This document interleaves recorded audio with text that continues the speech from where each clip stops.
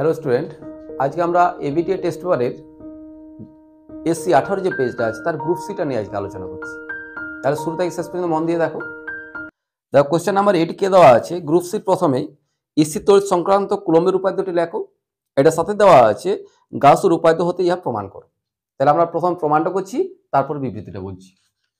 Question number 8, আমরা কি করছি, একটা আর ব্যাসার্ধ একটা গোলক নিচ্ছি। এটা ব্যাসার্ধ হচ্ছে কত না আর। এটাকে যদি প্লাস কিউ আধানে যদি আমরা আহিত করি, তাহলে আমরা প্রথম কাজ হচ্ছে আমাদের গাউস উপাদ্যের সাহায্যে প্রাবল্যটা নির্ণয় করা। আমরা কিভাবে নির্ণয় করব সেটাকে না, এই যে এইখানে একটা খুব ক্ষুদ্র ডিএস ক্ষেত্রফল নিচ্ছি। এই ক্ষেত্রফল হচ্ছে আমাদের ডিএস। তাহলে ক্ষেত্র ভেক্টর ডিএস এর অভিমুখ আর প্রাবল্য ই এর অভিমুখ একই দিকে। তাহলে গাউস উপাদ্য থেকে আমরা কি জানি না, closed integral E dot DS এটা সমান হচ্ছে কত না কিউ বাই, যদি আমরা সিজিএস লিখি তাহলে কি লিখবো না 4π/k ইন্টু কিউ হয়েছে। এটা ভেক্টর এবং ই এবং ডিএস এর মধ্যবর্তী কোণ কত 0। তাহলে এটাকে লেখা যায় ক্লোজড ইন্টিগ্রাল ই ডিএস এটা সমান 4π/k। আচ্ছা, এই তলটা যদি তলমাত্রিক ঘনত্ব যদি সিগমা হয়, তাহলে কিউ সমান লেখা যায় 4πr² ইন্টু সিগমা। এটা লেখা যায়। তাহলে দিস এমপ্লয়েজ ই, আচ্ছা এইটা ডিএস ক্লোজড ইন্টিগ্রাল ডিএস, তাহলে গোলকের উপরতলে মোট ক্ষেত্রফল। তাহলে গোলকের উপরতলে মোট ক্ষেত্রফল কত পাবো না 4πr² সমান হচ্ছে কত না 4π/k ইন্টু 4πr² সিগমা। তাহলে 4πr² ক্যান্সেল হয়ে গেল। তাহলে this employees E is equal two 4π/k into sigma. এটা হচ্ছে আমাদের কুলম্বের উপাদ্য। তাহলে কুলম্বের উপাদ্য কি বলা আছে দেখো, এটা বিবৃতি যদি আমরা বলি তাহলে সেটাই উপাদ্যটা। তাহলে কোন বিন্দুতে যদি আমরা প্রাবল্য নির্ণয় করতেছি বা কোন বিন্দুতে প্রাবল্য যেটা সেটা কার সাথে সমান, ওই বিন্দুর তলমাত্রিক ঘনত্বের এবং 4π/k গুণ হয়। তাহলে কোন বিন্দুতে প্রাবল্য যেটা সেটা কার সাথে সমান, ওই বিন্দুর তলমাত্রিক ঘনত্বের সাথে কত গুণ না 4π/k গুণ। বুঝা গেছে? এটা বিবৃতিটা বললে কুলম্বের উপাদ্যটা বলা হয়ে যাবে। হয়েছে? বুঝতে পারছো আশা করি। দেখো অথবা দেওয়া আছে তড়িৎ ফ্লাক্স কাকে বলে, এর মাত্রা লেখো। তাহলে তড়িৎ ফ্লাক্স হচ্ছে কোনটা না, কোনো একটা ক্ষেত্রের মধ্য দিয়ে লম্বভাবে যত সংখ্যক বল রাখা যায় সেটা বলছে তড়িৎ ফ্লাক্স। এর মাত্রা, তড়িৎ ফ্লাক্সের মাত্রা যেটা সেটা আমরা কিভাবে পাবো, ফাই সমান কত জানি ইডিএস। তাহলে ই সমান হচ্ছে কত F is equal to E into Q. তাহলে ই সমান কত লিখবো F/Q ইন্টু ডিএস। এরপর এফ এর যেটা মাত্রা সেটা হচ্ছে mL⁻²। আধান মানে হচ্ছে কত IT, ডিএস মানে হচ্ছে কত L²। তাহলে আমরা কি লিখবো mL⁻³ T⁻³ I ইনভার্স। হয়ে গেছে? এটা হচ্ছে আমাদের ফ্লাক্সের মাত্রা। আচ্ছা, এরপর এটা থেকে আরেকটা কোশ্চেন দেওয়া আছে, তড়িৎ ক্ষেত্রে কোন স্থানে প্রাবল্য ই সমান হচ্ছে ভেক্টর 2i + 3j। তাহলে ভেক্টর ই সমান দেওয়া আছে 2i + 3j, এটা দেওয়া আছে। ওই স্থানে yz তলের সমান্তরাল স্থাপিত। তাহলে yz তলের সমান্তরালে দেখো এই জিনিসটা একটু, এটা হচ্ছে x অক্ষ, এটা হচ্ছে y অক্ষ। তাহলে এইদিকে z আছে, তাহলে yz তলের সমান্তরালে মানে এইভাবে সেটাকে রাখা হয়েছে এইভাবে। তাহলে ক্ষেত্র ভেক্টর কোন দিকে, x অক্ষ বরাবর। তাহলে আমরা কি লিখবো এখান থেকে যে ডিএস ক্ষেত্র ভেক্টর সেটা হচ্ছে কত, এখানে 0.5 মিটার বাহু বিশিষ্ট একটা বর্গাকার পাত। তাহলে ক্ষেত্রফল হচ্ছে কত 0.5 আর ক্ষেত্র ভেক্টর হচ্ছে i। তাহলে ডিএস ইকুয়াল টু কত লিখবো 0.25 i হয়েছে। এরপর ফ্লাক্স ফাই সমান আমরা কত জানি এখান থেকে, ফাই সমান লিখবো না ই ডট ডিএস। তাহলে ই হচ্ছে কত 2i + 3j ডট 0.25 i হয়েছে। এরপরে i ডট i এটা হচ্ছে 1, বাকিগুলো হচ্ছে কি আমাদের 0। তাহলে কত 25 × 50 0.5 এত। এককটা হচ্ছে কি এত ভোল্ট মিটার। বুঝতে পারছো? আচ্ছা, 9 নম্বর কোশ্চেন, কোন সমান্তরাল পাত ধারকের পাতদ্বয়ের মধ্যবর্তী স্থান কে পরাবিদ্যুৎ মাধ্যম দ্বারা পূর্ণ, এর ধারকত্বের রাশিমালা নির্ণয় করো। প্রথমটা করি। তাহলে দেখো সমান্তরাল পাত ধারকের ধারকত্বটা আমরা কিভাবে নির্ণয় করব। কোশ্চেন নাম্বার 9, দুটো প্যারালাল প্লেট লিখছি, একটা হচ্ছে এ প্লেট, একটা হচ্ছে বি প্লেট। আমরা এ প্লেটের তলমাত্রিক ঘনত্ব হচ্ছে সিগমা এবং ক্ষেত্রফল হচ্ছে আলফা। এই দূরত্ব যেটা সেটা হচ্ছে আমাদের ডি। আমরা বি প্লেটটাকে আমরা আর্থিং করছি। তাহলে বি প্লেটটাকে যদি আর্থিং করা হয় তাহলে আমরা কি জানি যে আবেশের জন্য সমান এবং বিপরীতমুখী আধান বি প্লেটের ভূমি থেকে উপরে উঠে আসবে। তাহলে এটার আধান যদি প্লাস আলফা সিগমা হয়, এটা আধান হচ্ছে কত মাইনাস আলফা সিগমা এটা। এরপর সমান্তরাল পাতের ক্ষেত্রে আমরা জানি প্রাবল্য ই সমান যদি এসআই করি তাহলে সিগমা বাই এপসাইলন। প্রাবল্য হচ্ছে কত সিগমা বাই এপসাইলন। এরপর দূরত্ব যদি ডি হয় তাহলে বিভব ভি সমান হচ্ছে কত না ইনটু ডি। তাহলে this implies V equal two এটা হচ্ছে সিগমা বাই এপসাইলন, মানে এটাকে লেখা যায় কে এপসাইলন নট ইনটু ডি। কারণ আমরা কে সমান কত জানি না এপসাইলন বাই এপসাইলন নট, অর্থাৎ এপসাইলন সমান হচ্ছে কে এপসাইলন নট। বুঝতে পারছো? এরপর ধারকত্ব সি সমান হচ্ছে কত কিউ বাই ভি। তাহলে কিউ সমান হচ্ছে কত alpha into sigma by V. তাহলে সিগমা ডি আর উপর হচ্ছে কত কে এপসাইলন নট, ক্যান্সেল হয়ে গেল। তাহলে দিস ইমপ্লাইজ সি স্কয়ার হচ্ছে কত K epsilon naught alpha by D. K epsilon naught alpha by D, এটা হচ্ছে আমাদের ধারকত্ব। তাহলে সমান্তরাল পাত ধারকের ধারকত্ব হয়ে গেল। এর ধারকত্বের রাশিমান নির্ণয় করো। কোশ্চেনটা হয়ে গেল পাত দুটির প্রত্যেক পাতের ক্ষেত্রফল দ্বিগুণ, তাহলে আলফাটা 2 আলফা করা হচ্ছে এবং তাদের দূরত্ব অর্ধেক, মানে দূরত্বটা ডিভাই 2 করা হয়েছে। তাহলে সঞ্চিত শক্তির কিরূপ পরিবর্তন হবে। তাহলে সঞ্চিত শক্তি আমরা কি জানি ইউ সমান half of Q square by C. এটা তিনটা রূপ আছে, একটা হচ্ছে half of Q square by C একটা, আরেকটা হচ্ছে কি হাফ কিউ ইন্টু ভি একটা, আরেকটা হচ্ছে হাফ সি ভি স্কোয়ার। আমরা এটা ব্যবহার করছি এখান থেকে। তাহলে এটাকে যদি ওই রূপে নিয়ে আসি তাহলে this implies U equal to half Q square মানে হচ্ছে alpha square sigma square by C. তাহলে this implies U equal to half alpha square sigma square. C এর ভ্যালুটা যদি বসাই তাহলে হচ্ছে কত K epsilon naught alpha by D এটা। তাহলে ইউ ইকুয়াল হচ্ছে কত হাফ, এখানে একটা আমাদের আলফা থাকছে, তাহলে আমরা কি পাচ্ছি সিগমা স্কোয়ার, একটা আলফা ক্যান্সেল হয়ে গেল, ডি একটা থাকছে, তাহলে alpha sigma square D by K epsilon naught. এরপর আমরা ইউ ড্যাশ যেটা আমরা নির্ণয় করছি পরবর্তী ক্ষেত্রে সেটা হচ্ছে কত হাফ আলফা জায়গায় আমরা কত লিখবো 2 আলফা, সিগমা একটা সিগমা স্কোয়ার থাকছে, ডিটা কত হচ্ছে ডি বাই 2, তাহলে 2 কে এপসাইলন নট। তাহলে 2 2 ক্যান্সেল হয়ে গেল, তাহলে ইউ ড্যাশ ইকুয়াল টু কত পাচ্ছি half alpha sigma square D by K epsilon naught. দেখো আগে যেটা ছিল সেটা এখানে পাওয়া যাচ্ছে আমাদের, এটা half alpha sigma square D by K epsilon naught, half alpha sigma square D by K epsilon naught. তাহলে এখান থেকে আমরা কি বুঝতে পারছি যে সঞ্চিত শক্তির কোনো রূপ পরিবর্তন হবে না। বুঝতে পারছো? তাহলে ইউ ড্যাশ ইকুয়াল টু হচ্ছে কত ইউ। আচ্ছা 10 নাম্বার দেওয়া আছে কি গ্যালভানোমিটারের সুবেদিতা বলতে কি বোঝো, বিভব সুবেদিতা। তাহলে সুবেদিতা বলতে আমরা কোনটা বুঝি না, আমরা ছোটবেলায় পড়েছিলাম, ছোটবেলা বলতে কি 7 8 9 আমাদের কি পাওয়া গেছে না তুলাযন্ত্রের সুবেদিতা আমি বলেছিলাম। তুলাযন্ত্রের সুবেদিতা হচ্ছে কোনটা না ভরের অল্প পরিমাণ পার্থক্যের জন্য যদি কাঁটার বিক্ষেপ যদি খুব বেশি হয় তাহলে তার সুবেদিতা হচ্ছে বেশি। একই রকমভাবে বিভব সুবেদিতা আমরা কোনটা বলবো না অল্প পরিমাণ বিভবের পার্থক্যের জন্য কাঁটার বিক্ষেপটা যদি খুব বেশি হয় তাহলে তার সুবেদিতা হচ্ছে বেশি। এটা রাশিমাটা আমরা কিভাবে পাবো দেখো 10 নাম্বার কোশ্চেন, যে আমরা জানি প্রবাহ সুবেদিতা থিটা বাই আই এটা সমান হচ্ছে কত B N A by C. এটা হচ্ছে আমাদের প্রবাহ সুবেদিতা থিটা বাই আই, মানে আই প্রবাহ মাত্রা অল্পের পার্থক্যের জন্য কাঁটার বিক্ষেপটা যদি খুব বেশি হয় তাহলে তার সুবেদিতা হচ্ছে বেশি। আর কিভাবে বাড়াচ্ছি আমরা এখানে চৌম্বক ক্ষেত্র বৃদ্ধি করতে হবে, এন কে বৃদ্ধি করতে হবে, এন মানে হচ্ছে পাক সংখ্যা, এ মানে হচ্ছে কি ক্ষেত্রফল বৃদ্ধি করতে হবে। আর সিটা যেটা সেটা হচ্ছে কি না একক কোণে ঘূর্ণনের জন্য টর্ক, তাহলে একক কোণে ঘূর্ণনের জন্য টর্কের যে মানটা সেটা আমাদের হ্রাস করতে হবে।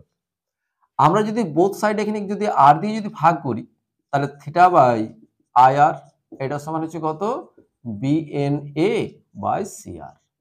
তাহলে আই আর যেটা সেটা তো ভি, তাহলে this implies theta by V equal to BNA by CR. এইটাকে বলা হচ্ছে বিভব সুবেদিতা।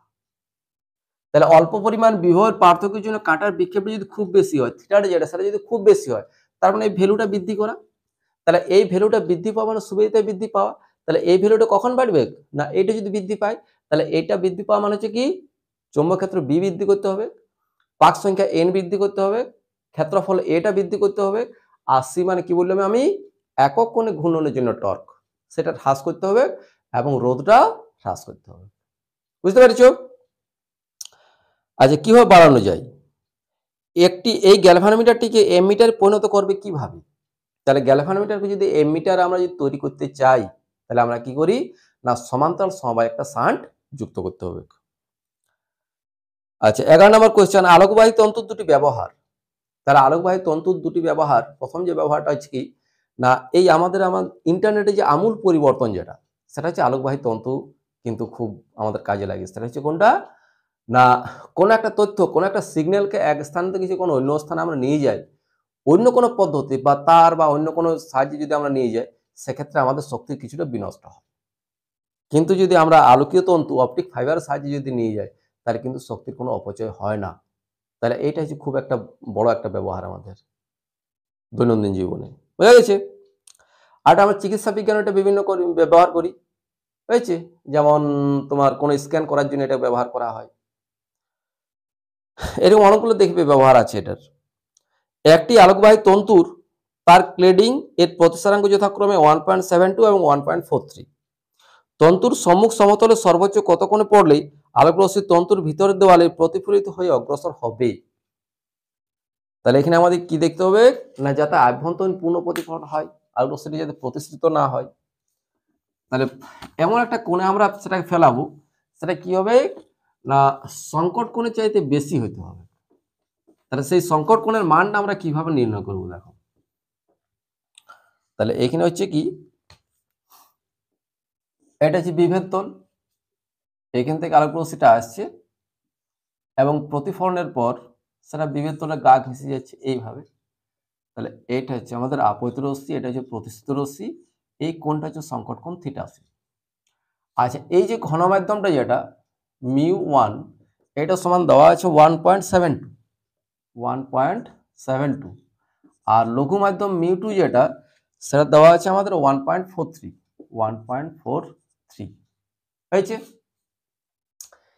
তাহলে যেহেতু আচ্ছা এটা তো 90, এটা 90 ডিগ্রি, তাহলে স্নেলের সূত্র অনুসারে আমরা কি জানি যে sin i by sin r সমান হচ্ছে মিউ। তাহলে আমরা এটা কত লিখব 1 নম্বর থেকে 2 নম্বর আসছে তো, তাহলে sin আচ্ছা 1 μ2 এটা সমান হচ্ছে কত sin i by sin r। যদি মান বসাই এটা হচ্ছে μ2 বাই μ1 এটা সমান হচ্ছে sin i অর্থাৎ sin থিটা সি আর sin r মান হচ্ছে কত sin 90 ডিগ্রি। তাহলে এটাকে লিখবো কি আমরা যে μ2 যেটা সেটা হচ্ছে 1.43 আর μ1 যেটা সেটা হচ্ছে 1.72 সমান হচ্ছে কত sin থিটা সি। তাহলে এইখান থেকে থিটা সি সমান কত পাবো sin ইনভার্স 143/172। এটা চেয়ে যদি বেশি কোণ আমরা ফেলাই তাহলে সেটা আভ্যন্তরীণ পূর্ণ প্রতিফলন হবে এবং রশ্মিটা যেটা সেটা প্রতিফলিত সামনের দিকে যাবে। বুঝা গেছে? আচ্ছা দুটি সুসংগত উৎস হতে আগত তরঙ্গের উপরিপাতের ফলে সর্বোচ্চ এবং সর্বনিম্ন প্রাবল্য যথাক্রমে এই প্রাবল্যের অনুপাত 25:1 তরঙ্গ দুটির প্রাবল্যের অনুপাত নির্ণয় করো। তাহলে আমাদের দেওয়া আছে I max by I min, question number 12। এটা হচ্ছে I max by I min, এটা সমান আমরা কি জানি না a1 plus a2 square by a1 minus a2 square, এটা সমান হচ্ছে 25/1। 25/1 তাহলে এইখান থেকে লেখা যায় a1 plus a2 by a1 minus a2 সমান হচ্ছে 5/1। তাহলে আমরা লিখতে পারি 5a1 মাইনাস 5a2 সমান হচ্ছে a1 প্লাস a2। তাহলে আমরা লিখব, এটা যদি এই পাশে আসে তাহলে 4a1 এটা সমান হচ্ছে কত, 6a2। তাহলে a1 বাই a2 সমান হচ্ছে 6/4 মানে 3/2। এটা যে প্রাবল্যের অনুপাত। আচ্ছা, দুটি অনুরূপ মোমবাতি হতে ব্যতিচার ঝালক সৃষ্টি হয় না কেন? এই ব্যতিচার ঝালক সৃষ্টি না হওয়ার কারণ হচ্ছে কি, দুটি যদি আলাদা আলাদা মোমবাতি হয়, সে দুটা মোমবাতি কিন্তু কখনোই সুসংগত উৎস বলা যায় না, কারণ দুটা মোমবাতির দশা পার্থক্য এবং পথ পার্থক্য সর্বদা আমরা আলাদা পাবো। বুঝতে পেরেছো? আচ্ছা, তরঙ্গের বিস্তার সম্পর্কিত হাইগেন্সের নীতিটি লেখো। হাইগেন্সের নীতি হচ্ছে কোনটা না, তরঙ্গ মুখ থেকে অনুতরঙ্গের সৃষ্টি হয়, এটা হচ্ছে মূল জিনিস। আর বিবৃতিতে যেমন বলা আছে সেরকম কিন্তু মুখস্থ করে লিখবে, এটা হয়েছে। আচ্ছা, এর সাহায্যে আলোর প্রতিসরণের সূত্র দুটি প্রমাণ করো। তাহলে প্রতিসরণের সূত্রগুলো আমরা কিভাবে প্রমাণ করব দেখো। একটা বিভেদন, এখান থেকে আলোক রশ্মি আসছে, দুটো আলোক রশ্মি লিখছি আমরা, এভাবে আসছে, এটা অভিলম্ব হয়েছে, এটা প্রতিষ্ঠিত হচ্ছে এইদিকে, এটা প্রতিষ্ঠিত হচ্ছে এইদিকে। এটা হচ্ছে m1, এটা হচ্ছে আমাদের m2, এটা a বিন্দু, এটা হচ্ছে f বিন্দু। আমরা এখান থেকে একটা তরঙ্গমুখ পাচ্ছি, আর এটা এখান থেকে একটা তরঙ্গমুখ পাচ্ছি। এটা এসি তরঙ্গমুখ, এটা হচ্ছে এফডি তরঙ্গমুখ। তাহলে যে সময়ে আলোক রশ্মিটা এ বিন্দুতে আপতিত হয়েছে, m2 রশ্মিটা তখন সি বিন্দুতে আছে। এরপর এ থেকে যখন ডি দিকে অগ্রসর হচ্ছে, তখন সি থেকে এফ এর দিকে অগ্রসর হচ্ছে। যখন এটা এ বিন্দুতে আপতিত হয়েছে, তখন এটা কোথায় গেছে না ডি বিন্দুতে গেছে। তাহলে এই যে কোণটা যেটা, সেটা হচ্ছে আমাদের আপতন কোণ আই, আর এই যে কোণটা যেটা, সেটা হচ্ছে প্রতিসরণ কোণ আর।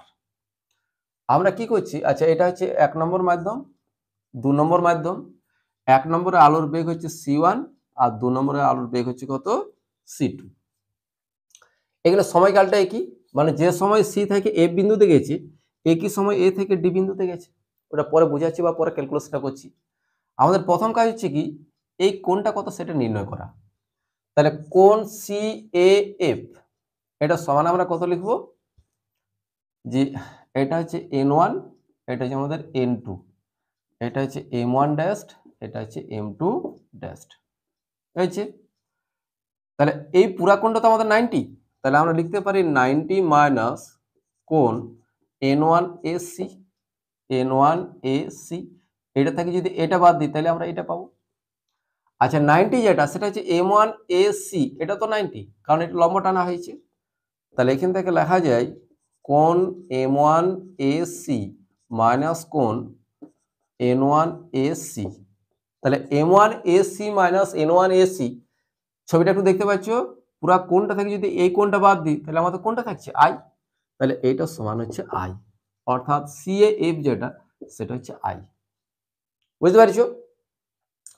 দেখো একই রকম ভাবে আমরা যদি এই কোণটা যদি নির্ণয় করতে চাই, তাহলে AFD, তাহলে কোণ AFD এটা সমান আমরা কত লিখবো না 90 মাইনাস N2FD, 90 মাইনাস কোণ N2FD। এরপর 90 যেটা সেটাকে আমরা লিখছি m2 ড্যাশ FD, তাহলে m2 ড্যাশ FD মাইনাস কোণ N2FD। আচ্ছা, m2 ড্যাশ FD মানে এই যে পুরা কোণ সেটা 90, আর তার থেকে যদি আমরা m2 ড্যাশ এই N2FD যদি বাদ দিই, এই কোণটা যদি বাদ দিই, তাহলে কোণটা থাকছে আমাদের আই আর। তাহলে এটা সমান হচ্ছে আর। তাহলে এটা যেমন আই প্রমাণ হয়ে গেল, এটা আমাদের আর প্রমাণ হয়ে গেল। বুঝা গেছে? আচ্ছা, এরপর আমরা কি করছি, যে সাইন আই বাই সাইন আর, তাহলে সাইন আই বাই সাইন আর সমান আমরা কি লিখবো এখানে, এটা হচ্ছে লম্ব, তাহলে CF by AF divided by sine আর মানে হচ্ছে AD by AF। AD by F. তাহলে এফ এফ যদি ক্যান্সেল হয়ে যায় তাহলে কত লিখবো আমরা, সিএফ বাই এফ, এটা। আচ্ছা, এরপর সিএফ মানে আমি কি বললাম যে মাধ্যমের বেগ হচ্ছে কত, C1, আর এই মাধ্যমের বেগ হচ্ছে কত, C2। তাহলে যে সময় আলোক রশ্মিটা সি থেকে এফ বিন্দুতে গেছে একই সময় এ থেকে ডি বিন্দুতে গেছে, তাহলে সময়কালটা একই। তাহলে সিএফ সমান আমরা লিখতে পারি, সিএফ সমান হচ্ছে কত, C1 ইন্টু টি, আর এডি যেটা সেটা হচ্ছে কত, এডি সমান C2 ইন্টু টি। তাহলে এখান থেকে লেখা যায় C1t বাই C2t। তাহলে sine I by sine R, এটা সমান কত লিখবো, C1 বাই C2 হয়েছে।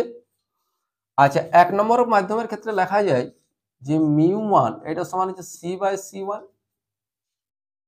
μ1 মানে হচ্ছে কি C বাই C1।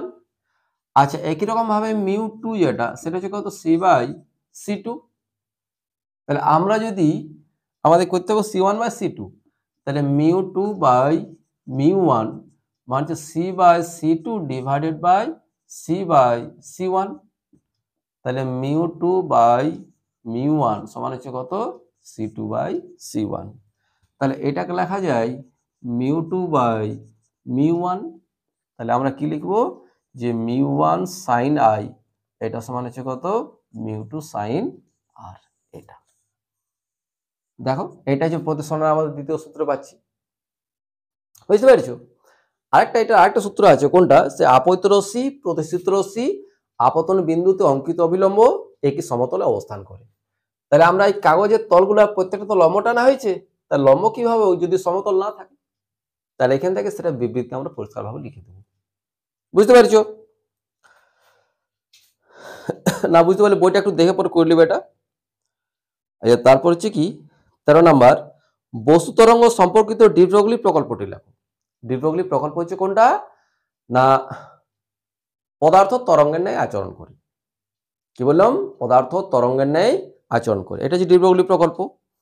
বোর তত্ত্ব থেকে এটা প্রমাণ করো। তাহলে বোর তত্ত্ব থেকে এটা আমরা কিভাবে প্রমাণ করব, দেখো বোর তত্ত্ব থেকে ডি ব্রগলি এবং ডি ব্রগলি থেকে বোর তত্ত্ব দুটাই কিন্তু করে রাখতে হবে। বোর তত্ত্ব থেকে একটা হচ্ছে ডি ব্রগলি, আর ডি ব্রগলি থেকে হচ্ছে বোর তত্ত্ব। আমরা কিভাবে প্রমাণটা করব, দেখো 13 নাম্বার কোশ্চেন। আমরা আর ব্যাসার্ধ একটা পথ আমরা কল্পনা করছি, এটা কক্ষপথ, তার ব্যাসার্ধ হচ্ছে কত, আর। সেটা যদি n তম হয় তাহলে আমরা কি লিখবো না, 2 পাই আর এটা সমান হচ্ছে কত, n ল্যামডা। 2 পাই আর সমান হচ্ছে কত, n ল্যামডা। আচ্ছা, এরপর বোর তত্ত্ব, তো তাহলে বোর তত্ত্বে আমরা কি জানি, mvr এটা সমান হচ্ছে nh বাই 2 পাই। আমরা দেখো এখান থেকে আর যদি নির্ণয় করি তাহলে আর সমান হচ্ছে কত, আর সমান n ল্যামডা বাই 2 পাই, এটা আর সমান। এই আর এর মানটা আমরা এখানে পুট করছি, তাহলে আমরা কি লিখবো, এটা যে mv n ল্যামডা বাই 2 পাই সমান হচ্ছে কত, nh বাই 2 পাই। তাহলে n n ক্যান্সেল হয়ে গেল, 2 পাই ক্যান্সেল হয়ে গেল। আচ্ছা, mv যেটা সেটা তো আমাদের ভরবেগ, তাহলে ভরবেগ p সমান হচ্ছে কত, h বাই ল্যামডা, ল্যামডার নিচে চলে এলো। এটা হচ্ছে আমাদের বোর তত্ত্ব থেকে ডি ব্রগলি প্রকল্প। বুঝতে পারছো।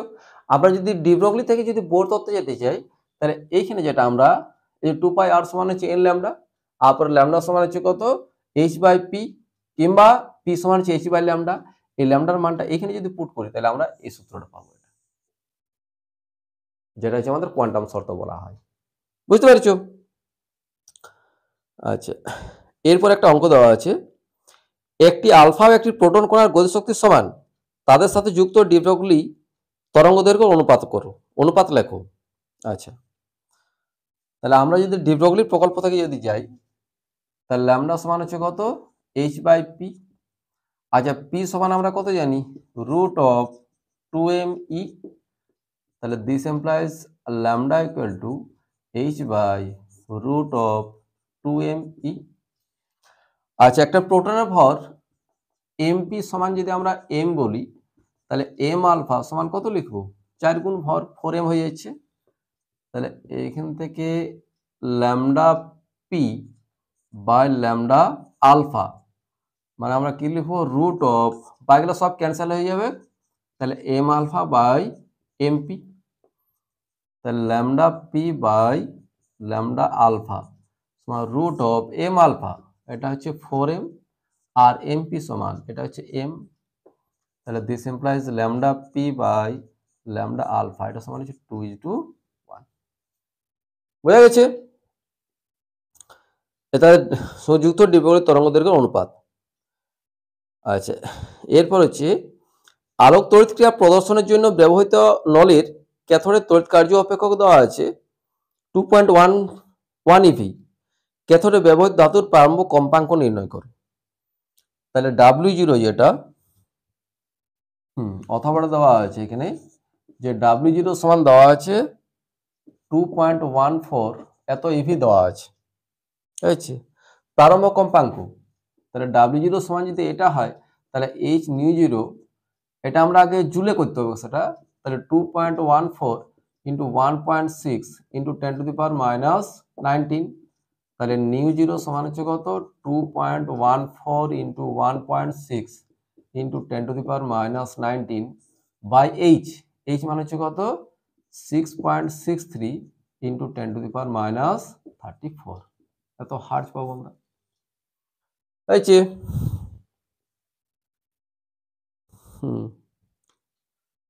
আচ্ছা আপৈত, আচ্ছা এক্ষেত্রে নিবৃত্তি বিভব 0.6 হলে আপৈত বিকিরণের কম্পাঙ্ক কত? নিবৃত্তি বিভব 0.6 ভোল্ট, তাহলে V0 সমান যদি 0.6 ভোল্ট হয় তাহলে লিখতে পারি ই ম্যাক্স, এটা সমান হচ্ছে 0.6 ইভি, ই ম্যাক্স সমান হচ্ছে কত 0.6 ইভি। তাহলে আমরা কি পাবো না ই সমান কত জানি W0 প্লাস ই ম্যাক্স, তাহলে 2.14 প্লাস 0.6 মানে 2.74 এত ইভি হয়ে গেল।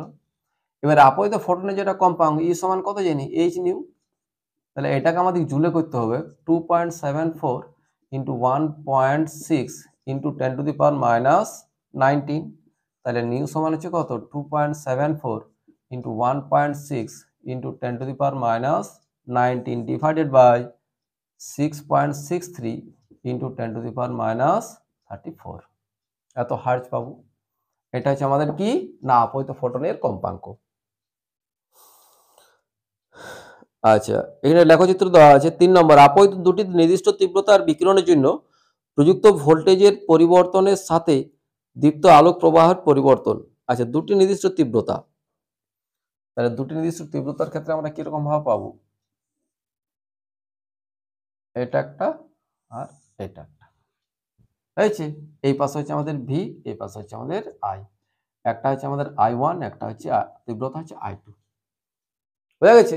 একটু ভালো করে এটা দেখে নেবে একটু গ্রাফটা। আচ্ছা 14 নম্বর হচ্ছে তেজস্ক্রিয় মৌলের বিঘটন ধ্রুবকের সংজ্ঞা দাও। তাহলে বিঘটন ধ্রুবক আমরা কি জানি না ডিএন সূচকীয় সূত্র থেকে আমরা লিখবো যে ডিএন বাই ডিটি এটা সমান হচ্ছে কত না ল্যামডা ইন্টু এন, তাহলে ল্যামডা সমান আমরা কত লিখবো, দেখো ডিএন বাই ডিটি, এটা হচ্ছে ডিএন বাই ডিটি, এটা সমান হচ্ছে ল্যামডা ইন্টু এন, আগে মাইনাসটা থাকে, মাইনাসটা আমরা কি বোঝায় না অভিমুখটা ডিনোট করি, তাহলে এখানে মাইনাসটা দিচ্ছি না, তাহলে ল্যামডা সমান হচ্ছে কত না DN by DT divided by N. এই ডিএন বাই ডিটি হচ্ছে কি আমাদের বিঘটনের হার, আর এন হচ্ছে কি প্রাথমিক পরমাণু সংখ্যা, তাহলে এই দুটার যেটা অনুপাত সেটা হচ্ছে আমাদের বিঘটন ধ্রুবক। তাহলে এটা বলবো কিভাবে আমরা, তাহলে বিঘটনের হার এবং প্রাথমিক পরমাণু সংখ্যার যেটা অনুপাত সেটাকে বলা হয় কি না বিঘটন ধ্রুবক। বুঝতে পারছো? একটি তেজস্ক্রিয় মৌলের অর্ধায়ু হচ্ছে 30 দিন, একটা অঙ্ক দেওয়া আছে, অর্ধায়ু 30 দিন এবং কোনো মুহূর্তে উপস্থিত পরমাণু সংখ্যা 10⁻12 হলে প্রতি সেকেন্ডে বিঘটন সংখ্যা নির্ণয় করো। কোশ্চেন নাম্বার হচ্ছে 14 দ্বিতীয় কোশ্চেন। তাহলে অর্ধায়ু ক্যাপিটাল টি এটা সমান দেওয়া আছে 30 ডেজ, তাহলে 30 দিন মানে হচ্ছে কি 30 ইন্টু 24 ইন্টু 3600, এত সেকেন্ড হয়ে গেল। আচ্ছা আর দেওয়া আছে পরমাণু সংখ্যা অর্থাৎ এন, এটা সমান হচ্ছে কত 10⁻12 দেওয়া আছে। এরপর এখান থেকে নির্ণয় করতে হবে বিঘটন সংখ্যা প্রতি সেকেন্ডে, মানে কি বিঘটনের হার। তাহলে ডিএন বাই ডিটি এটা সমান কত জানি, ল্যামডা ইন্টু এন। তাহলে ল্যামডা সমান হচ্ছে কত, 0.693 বাই ক্যাপিটাল টি ইন্টু এন। তাহলে 0.693 বাই টি সমান হচ্ছে কত না 30 ইন্টু 24 ইন্টু 3600 ইন্টু এন হচ্ছে কত 10⁻12। তাহলে এত ডিপিএস, ডিকে পার সেকেন্ড। বোঝা গেছে?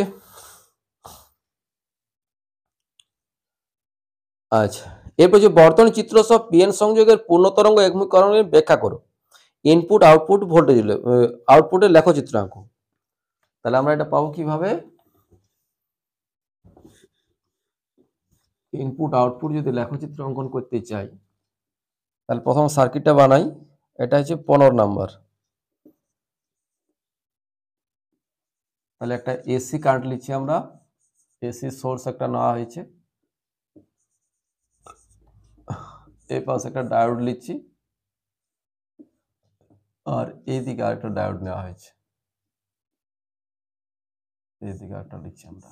এটা একটা আউটপুট সোজা বাইরে গেছে, আর এইখানে আমরা একটা ফিল্টার রাখা হবে, লোড রোধ, এটা হচ্ছে আউটপুট। এটা হচ্ছে আমাদের D1 ডায়োড, আর এটা হচ্ছে আমাদের D2 ডায়োড। আমরা যদি লেখচিত্রটা তৈরি করি প্রথমে, তাহলে এটা হচ্ছে আমাদের এসির, আর নিচে একই রকম ভাবে যদি যখন আমরা ডিসির করব তখন আমরা কি পাবো দেখো, যখন D1 ডায়োডটা ফরওয়ার্ড বায়াস তখন এটা হচ্ছে রিভার্স বায়াস। তাহলে প্রথমে এইদিকে ফরওয়ার্ড বায়াসের জন্য আউটপুট আমরা পাবো, তাহলে প্রথমটা পাওয়া গেল। এরপর কি হয়, যখন বিপরীত দিক ঘুরবে, এসি মানে কি একবার এক মুখে আর একবার নির্দিষ্ট সময় অন্তর ওই মুখটা পরিবর্তিত হবে। তাহলে যখন এই মুখে হয়ে গেল তখন এটা রিভার্স বায়াস হয়ে গেল। তাহলে এইটা যখন রিভার্স বায়াস তখন এটা হচ্ছে ফরওয়ার্ড বায়াস। তাহলে এটা যদি ফরওয়ার্ড বায়াস হয় তাহলে এই পথে যাবে, মানে আউটপুট আমরা পাবো। তাহলে পরেরটার জন্য পাচ্ছি। এইভাবে প্রত্যেকটার জন্য কিন্তু সেটা পাওয়া যায়। তাহলে এটা হচ্ছে আমাদের আউটপুট ডিসি, এটা, আর এটা হচ্ছে input AC current, alternating current. বুঝা গেছে? আচ্ছা, তাহলে এই কোশ্চেনগুলো দেখে রাখো। আর কয়েকটা কোশ্চেন বাকি থাকলো, ওটা পরে ভিডিওতে একবার ডিটেলস একবার সেটা আলোচনা করবো। হয়েছে? আর যদি বুঝতে কোনো জায়গায় অসুবিধা হয় অবশ্যই সেটা কমেন্ট করে জানাবে, পরের ভিডিওতে সেটা কারেকশন করার চেষ্টা করব। আর চ্যানেলে যারা নতুন আছে অবশ্যই চ্যানেলটাকে সাবস্ক্রাইব করে দেবে। হয়ে গেছে? আর বেশি বেশি করে শেয়ার করো। ওকে, থ্যাংক ইউ।